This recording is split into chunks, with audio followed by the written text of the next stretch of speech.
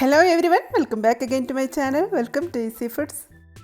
ഇന്ന് നമ്മൾ ചെയ്യാൻ പോകുന്നത് ഒരു തനി നാടൻ വിഭവമാണ്. ആട്ടിൻ തല വരട്ടിയത് കുറഞ്ഞ ചാറോട് കൂടിയിട്ടുള്ള ഒരു വിഭവമാണിത്. അതിന് മുമ്പായിട്ട് ഈസി ഫുഡ്സ് എന്ന ചാനൽ നിങ്ങൾ ആദ്യമായിട്ടാണ് കാണുന്നതെങ്കിൽ സബ്സ്ക്രൈബ് ചെയ്യാനും തൊട്ടടുത്തുള്ള നോട്ടിഫിക്കേഷൻ ബെല്ലിലെ ഓൾ എന്ന ഓപ്ഷൻ പ്രസ് ചെയ്യാനും മറക്കരുത്. അപ്പോൾ നമുക്ക് എങ്ങനെയാണ് മട്ടൻ തലക്കറി ഉണ്ടാക്കുന്നതെന്ന് നോക്കാം. നന്നായിട്ട് കഴുകി വൃത്തിയാക്കി കഷ്ണങ്ങളാക്കി വെച്ചിട്ടുണ്ട്. ആട്ടിൻ തല ഒരു 1/2 കിലോളം വരും. ഇനി ഇതിലേക്ക് ചതച്ചെടുക്കാൻ വേണ്ടിയിട്ട് ഒരു ചെറിയ കഷ്ണം ഇഞ്ചിയും ഒരു 10-15 ചെറിയ ഉള്ളിയും ഒരു ഉണ്ട വെളുത്തുള്ളി അല്ലി മുഴുവനായിട്ടും വൃത്തിയാക്കി വെച്ചിട്ടുണ്ട്.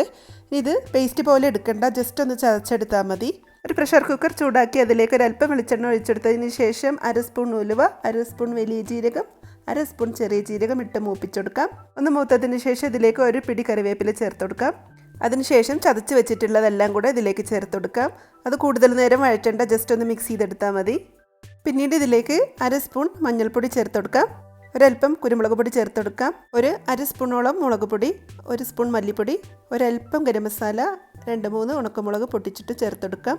മുളക് പൊടി കൂടുതൽ ചേർക്കേണ്ട, കുരുമുളക് പൊടിയുടെ എരിവാണ് നമുക്ക് കൂടുതൽ വേണ്ടത്. അപ്പോൾ അതിനനുസരിച്ച് മുളക് പൊടി ചേർത്ത് കൊടുത്താൽ മതിയാവും. തീ കുറച്ച് വെക്കാൻ നോക്കണം. ഇനി നമുക്കിതിലേക്ക് ആവശ്യമായ ഉപ്പ് ചേർത്ത് കൊടുക്കാം. എന്നിട്ട് എല്ലാം കൂടെ നല്ലോണം മിക്സ് ആയതിനു ശേഷം നമുക്ക് വൃത്തിയാക്കി വെച്ചിട്ടുള്ള കഷ്ണങ്ങൾ ഇതിലേക്ക് ചേർത്ത് കൊടുക്കാം. ഇനി കുറച്ച് സമയം നമുക്ക് കഷ്ണങ്ങളും മസാലയും എല്ലാം കൂടെ ചേർത്ത് നല്ലോണം മിക്സ് ആയി കിട്ടണം. മസാല നന്നായിട്ട് കഷ്ണങ്ങളിലേക്കൊന്ന് പിടിക്കണം. ഒരല്പം വെളിച്ചെണ്ണ കൂടെ ചേർത്ത് കൊടുക്കാം, അടിയിൽ പിടിക്കാതിരിക്കാൻ വേണ്ടിയിട്ട്.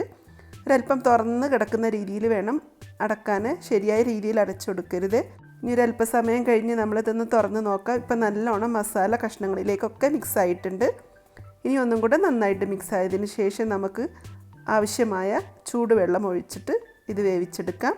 കഷ്ണങ്ങളൊന്ന് മുങ്ങിക്കിടക്കുന്ന അത്ര വെള്ളം മാത്രം ഒഴിച്ചു കൊടുത്താൽ മതിയാവും. ഇനി ഉപ്പൊക്കെ നോക്കി നന്നായിട്ടൊന്ന് മിക്സ് ചെയ്ത് നമുക്കിത് പ്രഷർ കുക്കർ നന്നായിട്ട് അടച്ച് വെച്ച് വേവിച്ചെടുക്കാം.